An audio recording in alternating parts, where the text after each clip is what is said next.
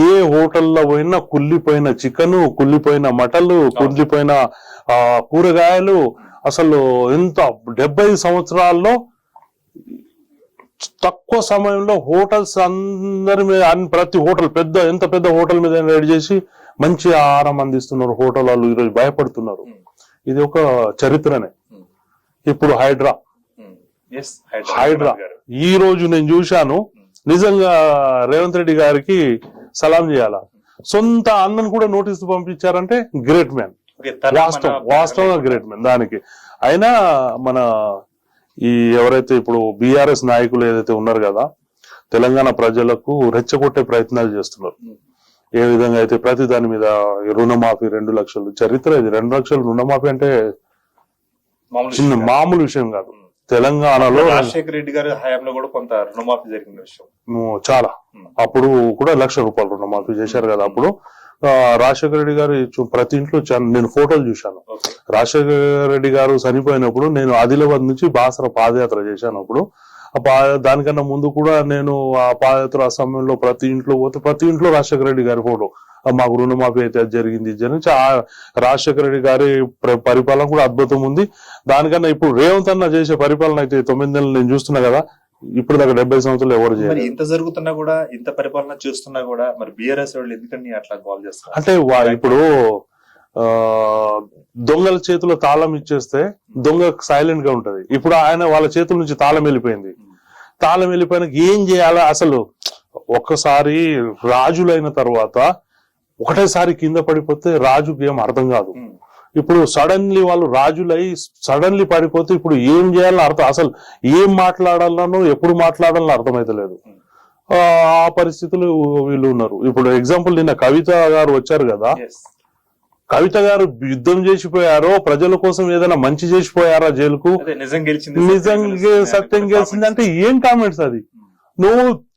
నేనైతే చెప్తున్నా, తెలంగాణలో ఉన్న ఆడపడుచులు ఎవరైతే ఉన్నారు కదా, ఆడోళ్ళు ఉన్నారు కదా, నా అక్క చెల్లెలు, నేను ఆడోళ్ళు అంటే చాలా గౌరవిస్తాను. నేను యావత్ తెలంగాణ మహిళా సమాజానికి గెలుపు వచ్చినట్టు ఎట్లా నువ్వు లిక్కర్ మాఫియా నువ్వు తెలంగాణ మహిళ ఎట్లయితావు?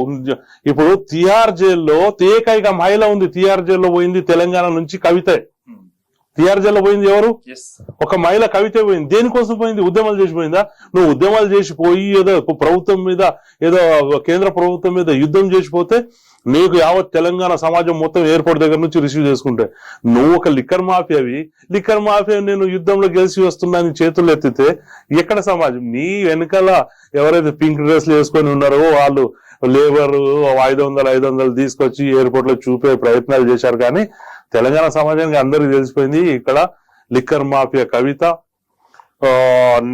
ఏమంటారు శాండ్ మాఫియా, నీల మాఫియా హరీష్ రావు, కేటీఆర్. ఈ కేసీఆర్ అయితే అన్ని దాని మీద బాస్ మాఫియా, పెద్ద మాఫియా. 1,000 కోట్లు దోచుకున్నారు. నిజంగా ఆ మిగులు బడ్జెట్ కింద రేవంత్ రెడ్డి దగ్గర ఈ సమయంలో ఉంటే ఇంకా అద్భుతంగా పరిపాలన జరుగుతుంది.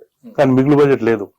అయినా నాకైతే ఇది హోటల్ విషయం గాని, డ్రగ్స్ విషయంలో గాని, ఈ మహిళలకు బస్సు ఫ్రీ విషయంలో గాని, మళ్ళా రైతులకు రుణమాఫీ ఒకటేసారి 2 లక్షలు అంటే చిన్న మాట కాదు. మిగులు బడ్జెట్ లేదు, రైతులకు రుణమాఫీ, ఇట్లా చాలా అద్భుతాలు. సిలిండర్లు గానీ, ఈ రుణమాఫీ కూడా చెప్పినంత సైజులో కాకుండా తక్కువ సైజులో చేశారు, తక్కువ మందికి చేశారంటూ కూడా బీఆర్ఎస్ చేస్తున్న ఆరోపణ ఎలా తీసుకోవచ్చు? బీఆర్ఎస్ చేస్తున్న ఆరోపణకు అసలు బీఆర్ఎస్ మాటలు వినొద్దు. ఎందుకంటే 10 సంవత్సరాలు కేసీఆర్ గారు ఏమన్నారు? ₹1,00,000 రుణమాఫీ చేస్తాడు. 10 సంవత్సరాలు చేశాడా? ₹1,00,000 10 సంవత్సరాలు చేయలేనిది 9 సంవత్సరాలు 2 లక్షలు చేశాడు కదా. టెక్నికల్ గా ప్రాబ్లమ్స్ అక్కడక్కడ ఆధార్ కార్డులు నేను అడిగాను. చాలా మందికి నేను స్వయంగా ఫోన్లు చేసి అడిగాను, రుణమాఫీ అయిందా, ఇట్లా అయింది అట్లా అయింది చెప్తే, ఎందుకు అయింది అంటే మీరు డైరెక్ట్ కలెక్టర్ దగ్గర వెళ్ళండి, నాకు కూడా ఫోన్లు వస్తాయి, కలెక్టర్ దగ్గర ఏదైనా అడగండి, ఒకవేళ వాళ్ళు కింద మీద ఏమైనా అన్నప్పుడు నేను ఖచ్చితంగా మీ దగ్గర వస్తానని చెప్పాను. టెక్నికల్ గా ఎవరికైతే 2 లక్షల పైన ఎవరైతే ఉన్నారు కదా వాళ్ళకు రుణమాఫీ జరగలేదు. అంటే 2 లక్షల లోపల ఉన్న వాళ్ళకు రుణమాఫీ జరిగింది. పైన ఉన్న అది టెక్నికల్ ప్రాబ్లం కావచ్చు, అది కూడా చేస్తా అని ప్రతి కలెక్టర్ ఆఫీసులలో ఒకటి స్పెషల్ టేబుల్ కూడా ఏర్పాటు చేశారు. వాళ్ళు కలెక్టర్ దగ్గర డైరెక్ట్ వెళ్ళండి అని చెప్పారు. చెప్పేటోళ్ళు కూడా కావాలి కదా. నేను ఏ ప్రభుత్వం కేసీఆర్ చెప్పాడా? 10 సంవత్సరాలు ఫామ్ హౌస్ తప్ప ఎవరికైనా కలిశాడా కేసీఆర్? ఒక ఉద్యమకారికి ఎవరికైనా కలిశాడా? కానీ రేవంత్ రెడ్డి గారు ప్రజాపాలన పెట్టేసి మొత్తం గేట్లు ఓపెన్ చేసి కూర్చున్నారు. ఎవరైనా రండి మాట్లాడండి పోండి అంటున్నారు.